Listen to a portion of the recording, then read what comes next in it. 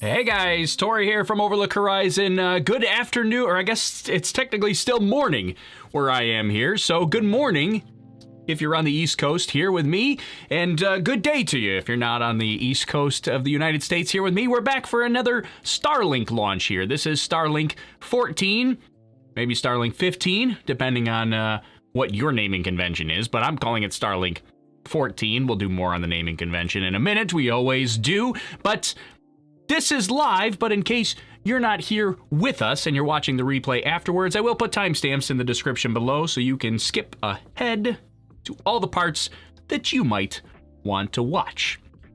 So, anyways, we're going to jump into it here today. We've got a launch of another set of 60 Starlink satellites this morning. Weather's iffy. You can see a lot of cloud coverage here.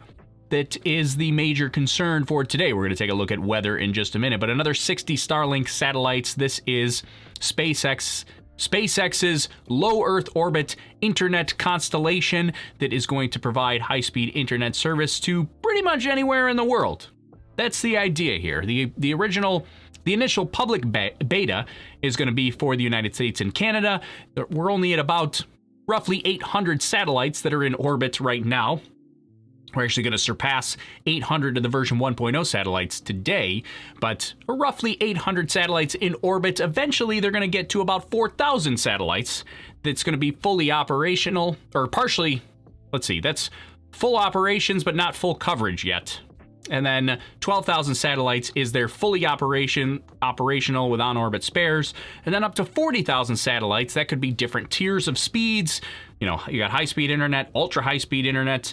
So there's going to be a lot of satellites in orbit, and we'll talk about what that means for the night sky, space junk, all that kind of stuff in just a few minutes. I like Framrick's idea that he's going to call it Starlink 14.5. That's a good idea.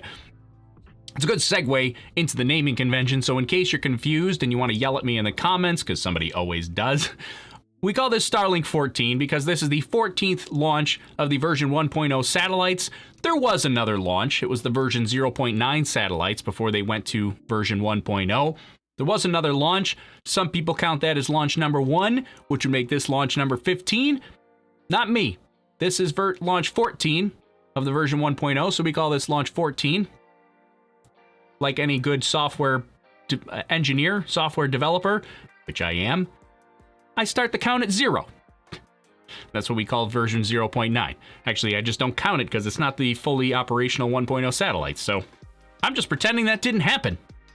That's why we go with launch 14 for today, so that's what we're calling it here. All right, so we're going to look at weather here today because weather is going to be the big concern for the day. And really, it's cloud coverage. And you can see that's why I've got the cloud coverage map up here. We've got the 45th Space Wing has given us a 50% chance of launch here. And it's really these thick cumulus cloud coverage that's going to be the problem. So this map, I loaded this is 11:20 a.m. Let's actually do a quick little refresh here. And we can see what it looks like here at 11:50 a.m. You can see some of these clouds are kind of encroaching in the area here. We'll even back it up so we can see it play out. But this patch of clouds here is shifting north, and that's not good for launching here at Cape Canaveral. So that those clouds there, we'll even back it up a little bit further. This is nighttime. We got to go a little bit closer to daytime here. Forward, forward, forward. Let's get to daytime, and we'll see the clouds start to shift their way up to Cape Canaveral. So that's the big concern here today, is those clouds shifting into the area. I mean, it's right on the edge, So we might get it. 50% sounds bad, but it's not that bad. 50% is not that bad. We've launched, remember, SOWCOM 1B just a couple of months ago. What was that, August? That launched with only a 40% chance of launching. Today we got 50% chance, so hey, we're doing a little better. So that's going to be the main concern, is to watch out for weather. We've got the forecast, the mission execution mission execution forecast from the 45th Space Wing of the United States Space Force, predicting 50% chance, as I mentioned, of violating weather constraints, which means 50% chance of go. Just happens to be 50-50 today. So there are primary concerns there. Thick cloud layers, cumulus cloud rules. If you're not sure why thick clouds are a problem, watch my 2-Minute Tuesday video from this week that just came out 2 days ago about the Apollo 12 mission, which is actually one of the main reasons why we don't launch through thick cumulus clouds. So go watch 2-Minute Tuesday, my 2-Minute Tuesday video on the YouTube channel from 2 days ago. You'll see the Apollo 12. If you don't know about Apollo 12, this is space flight history you should know about. SCE to AUX. Go learn about Apollo 12 in my 2-Minute Tuesday video this week. Okay, so let's see. I'll get to a couple of comments here before we go too far around. Steve Robinson, one of our YouTube members. What launch pad are we launching from today? Today we're launching from pad 40. Slick 40, which is not the big pad not the big pad that's at Kennedy Space Center. This is, let's look at this on the different map. Let's look at the hazards map, this one here. So here's the hazards map. This is the direction that we're heading today. We're going to the northeast. You can see, before I get to what Steve's comment was about what launch pad, you can see there's only one pin out here in the ocean, which is the blue pin for the drone ship. Just read the instructions, which is going to attempt to catch and land that first stage booster out at sea, but no fairing recovery ships today. There are no fairing recovery ships out at sea, so Miss Tree and Miss Chief will not be participating in today's launch. They are docked still at Morehead City up here. They are presumably going to have some sort of repairs, at least Miss Tree is, after the last fairing catch attempt ripped a hole through the net. So they're going to sit this one out today. They're not even going to recover the fairings from the water. They're just going to let them land and be expended this time around. So just a drone ship out at sea to catch that first stage booster. But as far as where we're launching today, like I said, this is Slick 40 or Space Launch Complex 40, which is SpaceX's smaller launch pad. Smaller, but the really nice thing is it usually has awesome pad microphones. So hopefully they have those pad microphones cranked up and we'll get really good audio of launch today. But here it is. This is Launch Pad 40 right here, the smaller of the two Cape Canaveral launch pads for SpaceX. This one here is Launch Complex 41. That's United Launch Alliance. This one here is the big one. That's 39A, big historic 39A, where Apollo launched from, Space Shuttle launched from, Crew Dragon launches there, Falcon Heavy launches there, and also Falcon 9 can launch from there as well. But only 39A can support Crew Dragon and Falcon Heavy. They can't do that from 40 down here. This is strictly just Falcon 9 that can launch from pad 40. And then up here is the other big historic one. That's 39B. That's being prepared for NASA's SLS rocket, which is coming someday. Someday. We'll see. We'll see. But we're heading to the northeast. As I mentioned, the second stage will deorbitate, otherwise known as deorbit. It's going to deorbitate. It's going to deorbitate, as I said, and that's going to deorbitate. Yeah, I know it's going to deorbitate. It's going to deorbitate. All right, it's going to deorbitate. Like I said, right down here in the southern. I guess is this considered Indian Ocean here? I don't know where the border is, but off the coast of Australia here. That's where the second stage is going to deorbitate. Right, deorbitate, and it's going to break up into a million pieces. Not recoverable. That is going to be an expendable piece of hardware today. And all of this is in preparation to add to the Starlink constellation. So if you can see the web of satellites that's being put together here, this is what we're building. Starlink coverage for the globe. Internet coverage. So they gotta close up these gaps. You got some bigger gaps here. They're trying to close them all up. Oops. Trying to close them all up so we have consistent coverage across the globe. And there's still some satellites that are working on getting into their operational orbit here. So you can see, let's see, this was the launch at the beginning of the month. You can see these are the Starlink satellites that are not even really in their operational orbit yet. They're all still very, very close together. These were just launched a couple of weeks ago. They're still working on getting to their target orbit. It takes about 4 months to get all of them into their target orbit. So it's about 4 months from launch to when they're in their target and operational orbit. So they don't go operational right away. They start in a lower orbit so they can have checkouts. If there's something wrong with it, it will deorbit. It's going to deorbit. Yeah, it's going to deorbit on its own just from atmospheric drag. So if they lose connection with it, anything goes wrong, they can make sure that the satellites just decay in their orbit at that lower initial orbit. It's going to deorbit. Right, exactly.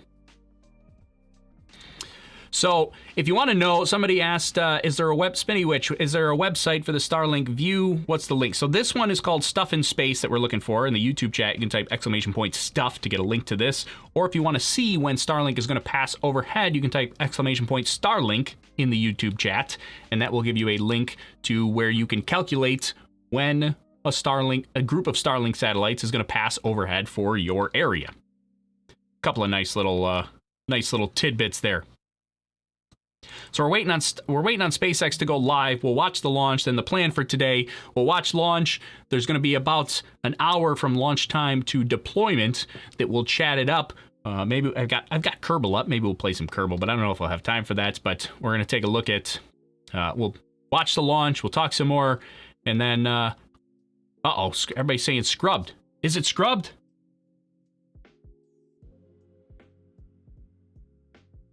No. Oh, man. Well. Scrubtober gets us again. What happened? Who knows what happened? Oh, man. Now I got to figure out what happened. I started seeing a bunch of chat messages. This is why I love when you guys chat in the comments there, because I feed off of what you guys are putting in there, and I don't always have the up-to-date stuff ready to go. I wasn't paying attention to my phone, and it looks like we've got a hold. Today's Falcon 9 launch attempt has been scrubbed for mission assurance reasons, says SpaceX. Mission assurance reasons. So that would mean that's an interesting phrasing for why it's scrubbed. So generally, if it was weather was the main concern today.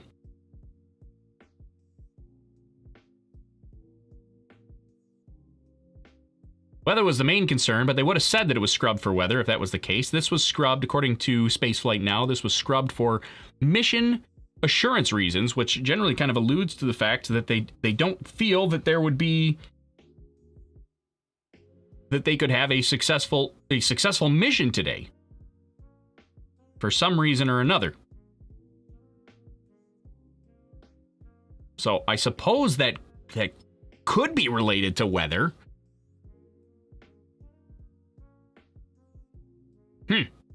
But they would just say weather if that was the case.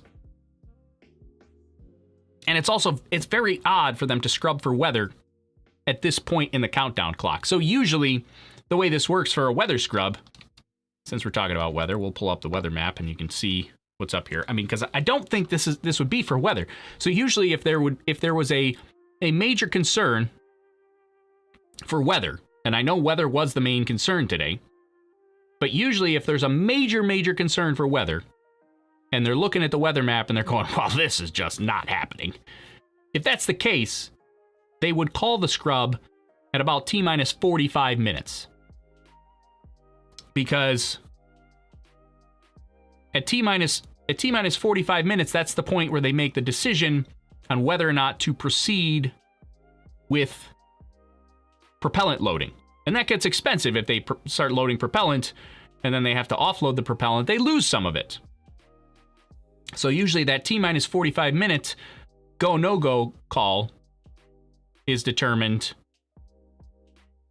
right at about T-minus 45 minutes. There is also a weather gate that happens at about T-minus 30 minutes, and that weather gate is generally for instantaneous launch windows where well, it could be for any launch window, really. There's things like lightning or energy. What's the energy in the atmosphere? Electricity in the atmosphere. Can't remember the term. Blanking on the term right now. But if any of those conditions violate within the 30 minutes prior to launch, you're required to wait 30 minutes for that to clear. So even if you have one lightning strike that's 29 minutes before launch, you can't launch until 30 minutes after that lightning strike was detected.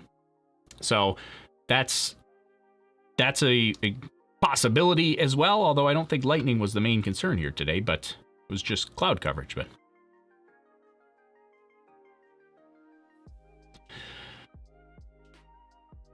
let's see. Let's see what everybody's got. The reason was that the spacecraft would hit an orbiting satellite. Well, I have not heard that. If you have a source for that, I would love to see that, but that seems unlikely to me because we would have picked up on that much earlier than 15 minutes before launch. Glenn Haggis says recovery zone conditions probably. That could be possible. Although it's weird that they would say mission assurance for recovery weather, because mission assurance, I mean, even if you don't recover the first stage booster, you can still have a successful mission. So mission assurance, to me, kind of says something along the lines of the actual primary mission itself. So it would surprise me if mission assurance had something to do with recovery weather. Mission assurance seems a little different to me. There is lightning in Miami. Yeah, see, that's far enough away, though. Lightning in Miami is not... You can actually pull up here. We'll see. I mean, you do have this thunderstorm here in the Miami area, but that's far enough away that it wouldn't be a concern for the rocket. I think they lightning has to be 10 miles away in order for them to launch. So that Miami is more than 10 miles from Cape Canaveral.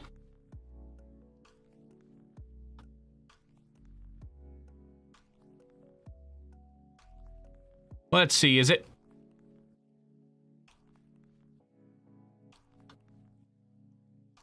What are the sea conditions for the first stage landing? Well, we can take a look at sea conditions here.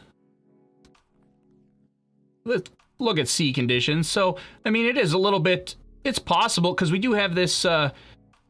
what is Epsilon? Is it a tropical storm? I haven't even been paying attention. I don't know what the status is on that storm that's out here, but that is causing a lot of this weather here in the area, so you're getting a lot of waves in the recovery area, which is about, I don't know, like here-ish. So here, these are 8-foot tall waves. Somebody have to convert that to metric for me, which is 8-foot swells, a little bit on the high side. Actually, that's significant wave height. Let's look at swell height. That's the same thing here, right about 7 to 8 feet there.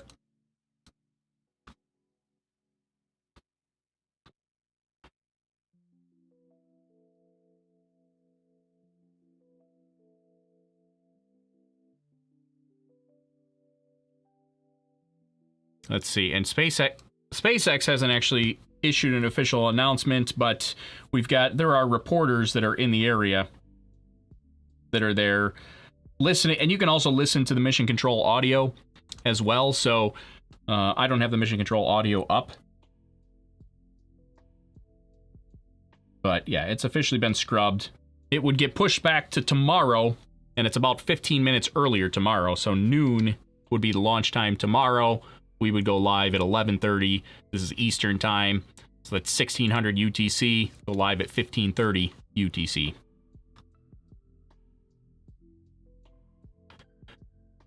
Joe Brooks, I saw your comment a couple times. He's insistent that the reason NASA gave was that the spacecraft would have hit an orbiting satellite. I would like to see a source on that, because, I mean, first of all, this launch has nothing to do with NASA. NASA is not involved in this launch at all. This is not on Cape Canaveral, or this is not on Kennedy Space Center property. This is not a NASA payload. This is not a NASA contracted mission. This launch quite literally has nothing to do with NASA.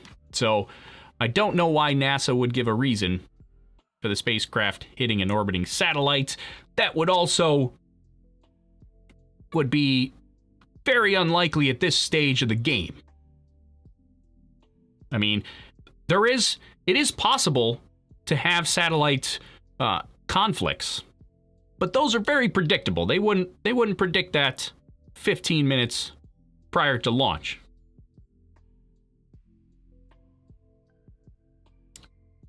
Daniel Adams, it is on KSC property. It is not. Today's launch is from Launch Pad 40. That is Cape Canaveral Space Force Station property. It is at Slick 40, not 39A. They do launch from 39A sometimes, just not today. This one is from 40.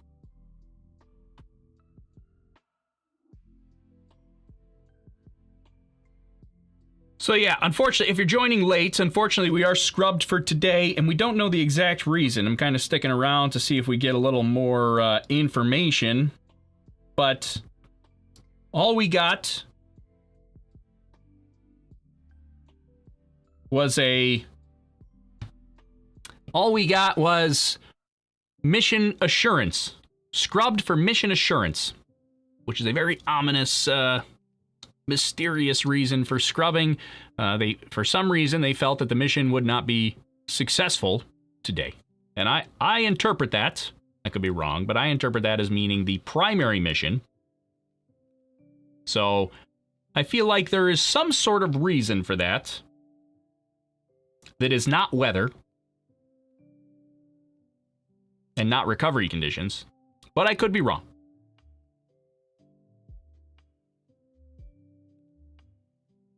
I suppose, recovery conditions I couldn't completely rule out because this is a Starlink mission. SpaceX could consider recovery of the booster part of the primary mission. And really, they're their own customer, so they really can call the shots, and they could just be like, hey, there's a chance we might lose the booster. It's not happening today.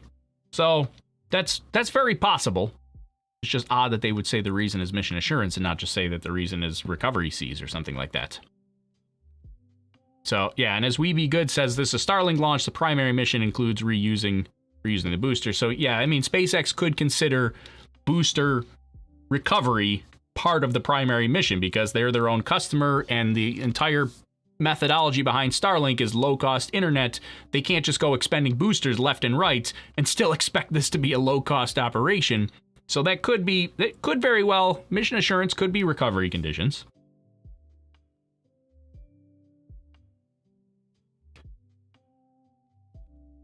Let's see. Do we get any sort of other, not seen any other updates. It's just it's very odd to me, the timing on this. Because generally, SpaceX would have, if there was really that poor recovery conditions, they would generally call that at T-minus 45 minutes before they start wasting propellant and loading propellant into the rocket. So it's very odd to me that they waited until about 15 minutes to scrub this one today. So this is now going to be rescheduled to tomorrow, assuming that there's nothing wrong with the rocket. It would be rescheduled to tomorrow, 12 p.m. Eastern, 1600 UTC. And I would be live 30 minutes before that.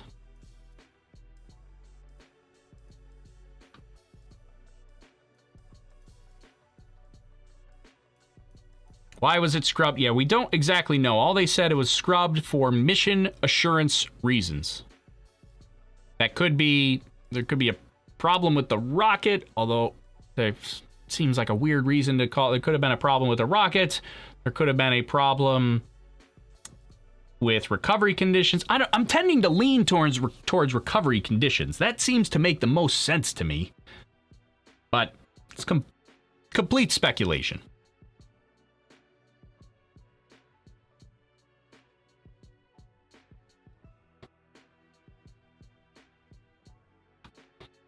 And Odie brings up a comment, says adjusting the orbit pre-launch is very easily done. You just delay a minute. This is so something with Starlink satellites. Starlink satellites do have a launch window, but once they start loading propellant into the rocket, it essentially turns into an instantaneous launch window, and they can't hold it for a minute because part of the Falcon 9 rocket is that they load these super chilled propellants in there, the RP1 kerosene, the liquid oxygen, super cold, densified liquids, and they have to reach they have to be at a certain temperature for launch. And so the entire launch countdown procedure is timed out perfectly. Like, it's no accident that these timing things happen when they do. It's timed out perfectly so that when they hit 0, they know that how much propellant they're going to have in the rocket and what the temperature of that propellant is going to be at launch, so that they know they're going to have enough performance out of the rocket.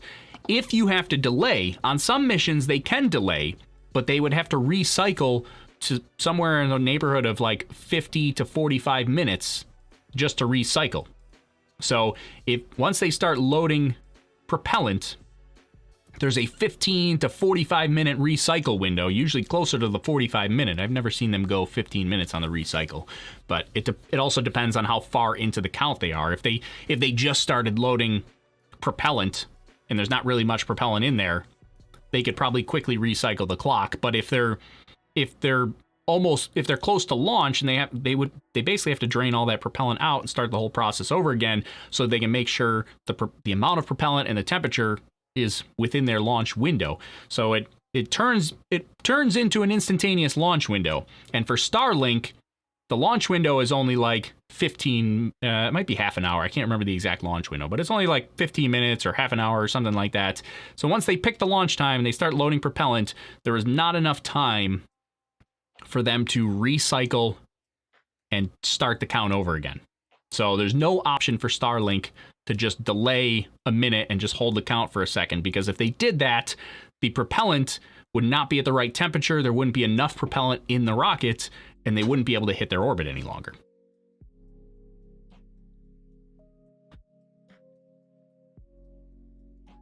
How come they rarely ever launch eastward?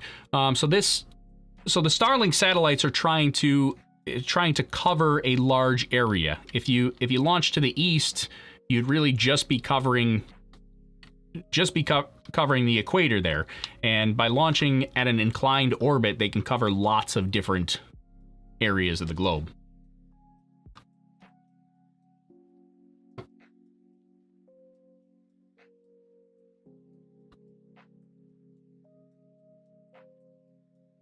Fire EMS's Life says it's odd to say mission assurance for poor recovery conditions when before there was poor recovery conditions that openly stated it. I kind of agree. I do kind of agree with you. It is odd to say mission assurance for recovery conditions, and it's also odd. It would be odd for them to. Well, here you go. SpaceX just tweeted, standing down from today's launch of Starlink to allow additional time for mission assurance work. We'll announce the next launch opportunity once confirmed on the range. So that tells me that I read into that as it not being recovery conditions. So that does not sound like recovery conditions to me. It says they need additional time for mission assurance work. So there's something they have to do on their end. It's not recovery conditions that they're waiting for that to clear. So I think that's pretty much out the window. And as I was going to say, which is what Rue Glock brings up, says, plus the seas didn't just change in the last hour, which is where I was going with that before I started reading SpaceX's tweet. Is it's odd the timing of when they scrubbed, because they would have known the sea states, half an hour before they scrubbed. And if they were really that bad, like, they're not going to change that much in the next half an hour. So they would have scrubbed much sooner. So maybe there's a possibility that this is related to the GPS-3 issue with the engines that they're trying to troubleshoot. I don't know. We don't know. Maybe that's the case. Maybe they were running some tests for that, because we did have that big GPS-3 abort, and they actually took some of the engines out of the GPS-3 and sent them back to McGregor for testing. And they're actually replacing one of the engines on the Crew 1 booster as well. So that's a possibility that maybe it has something to do with that, and maybe mission assurance was, you know, maybe they identified something related to that issue like during today's countdown, and they were like, oh, we should address this, and you know, maybe we can do some further testing with today's launch. So I don't know, maybe.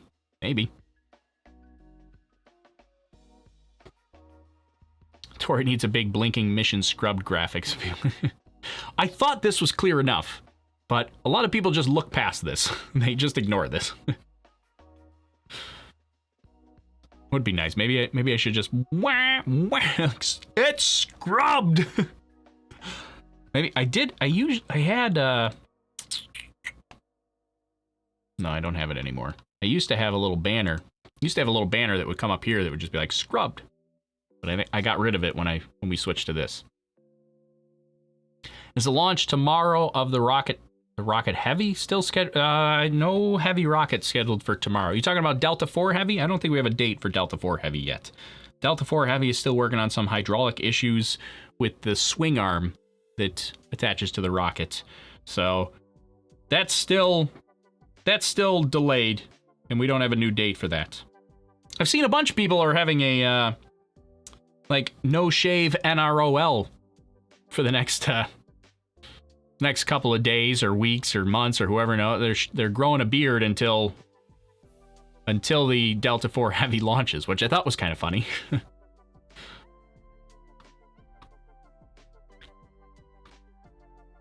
What site to see Starlink positions? You can use either Stuff in Space, that's !stuff, which is what this one is here. Or you can also do !Starlink. These are all in the YouTube chat. And that'll help you find when Starlink is going to pass over your location. Will they still do it later?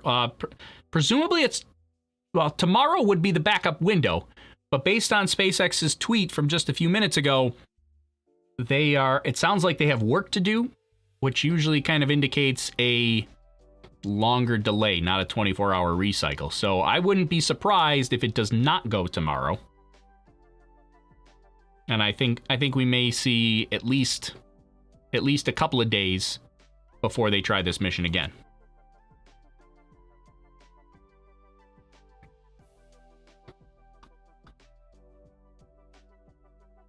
I saw Mikey Mike here says another failed and sad and embarrassing mission for SpaceX.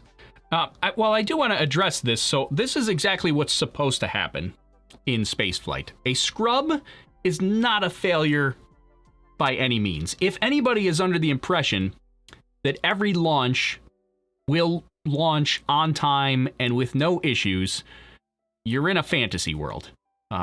These are machines that are built by humans. They will not operate perfect under any conditions, ever.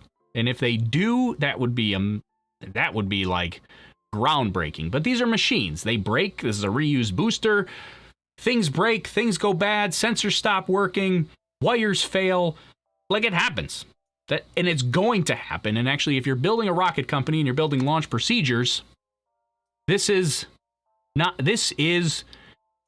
if you're operating on the premise that you will never have a failure, your entire company is going to be a failure. Like, you need to operate on the premise that things will go wrong, and you need to be able to detect them to stop the launch so you don't lose your booster and your payload and everything else. So a scrub like this is exactly what's supposed to happen. Things will break. Things will go wrong. And it's a failure if you don't detect it before launch and you lose your mission. That's a failure. Scrubbing before launch because you detected an issue, not a failure.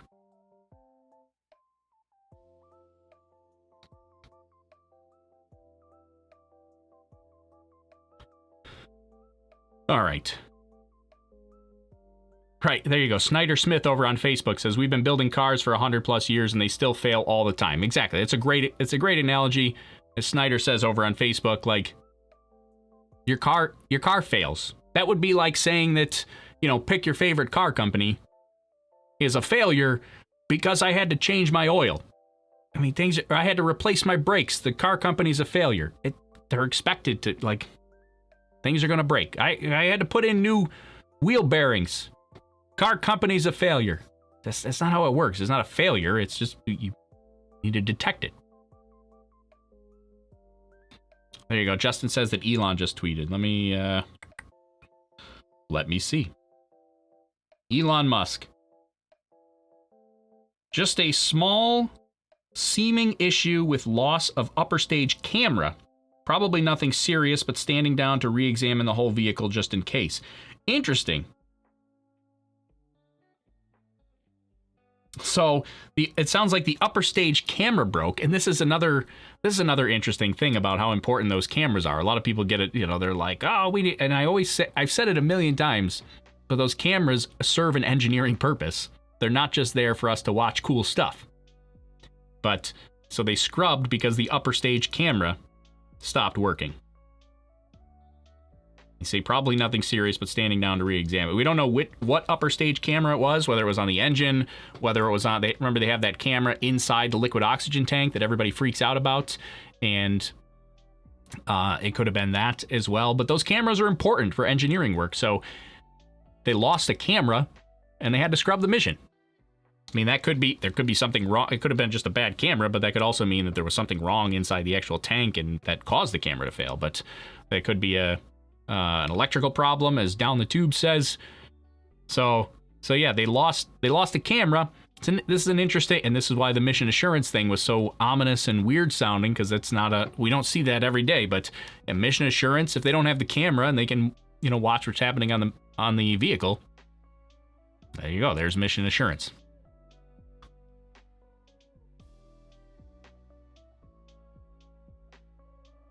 I like Managard's comment. I don't understand why people are so critical of scrubs. They aren't doing these for our entertainment. They don't owe us a show. That is a good point. Like, this is not something that you bought tickets for. This is not a, well, you might buy tickets to go watch a launch, but they're not there for entertainment purposes.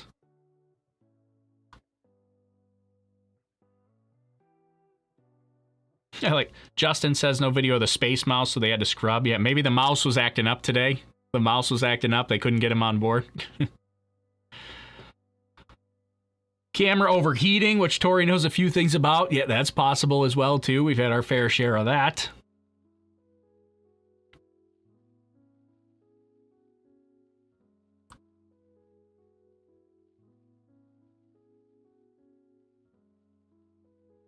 Will Starlink launch in polar orbit to cover up some more zones? That's a good question. They did say eventually they would have some in polar orbit, but right now there's no plans for polar orbit. But yeah, you can see there's definitely a huge gap in Starlink coverage in the polar regions here. So no Starlink coverage for Santa.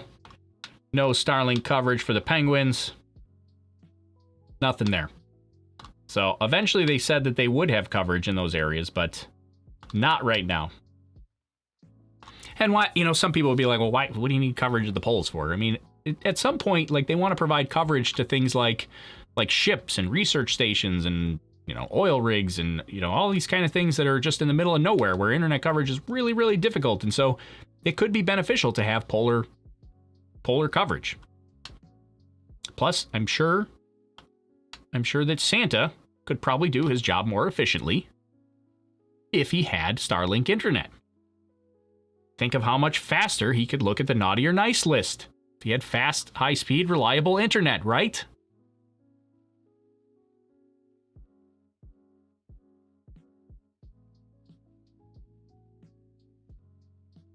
All right, well, I think at this point, since we've got...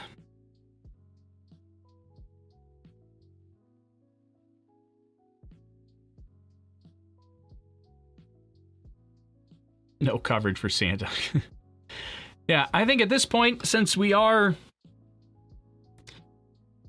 scrubbed for today, that's pretty much going to be it for coverage for me.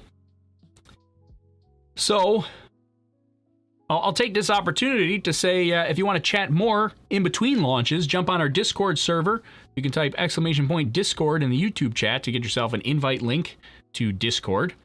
And if you want to become a supporter of the channel and help get maybe some behind-the-scenes access to exclusive live streams, which we got to do another one of those here soon. You also get early access to my 2-Minute Tuesday episodes. You can become a Patreon member or a YouTube channel member using the join button on our YouTube channel.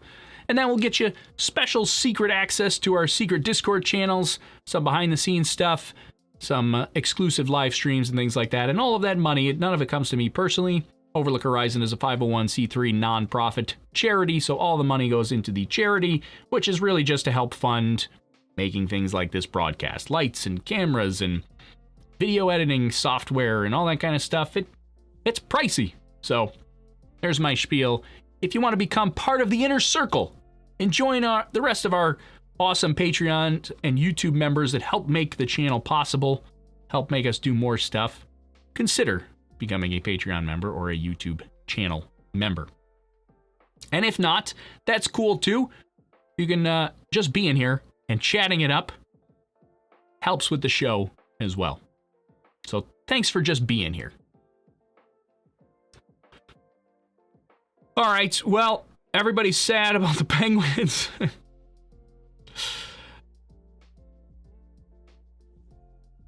And I think that's gonna be it for me. So I hope everybody has a good rest of the day. Thanks for joining us for another anticlimactic launch attempt today. 2 days in a row we've done live broadcasts and had no launch and no coverage from the launch company. Last night was Rocket Lab, today was SpaceX. It's just the way it goes with spaceflight. So that's going to be it. I'm going to head off here for today. My name's Tori. This is Overlook Horizon. Scrubtober continues. No launch today. Hopefully I'll see you over on Discord shortly. If not, I will see you on the next launch, whenever that is. We don't know yet, but hopefully soon. So enjoy the rest of the day, and I will see you soon. Go watch 2 Minute Tuesday from this week about Apollo 12, SCE to AUX, in case you haven't already. All right, have a good day, everybody. We'll see you later. Goodbye.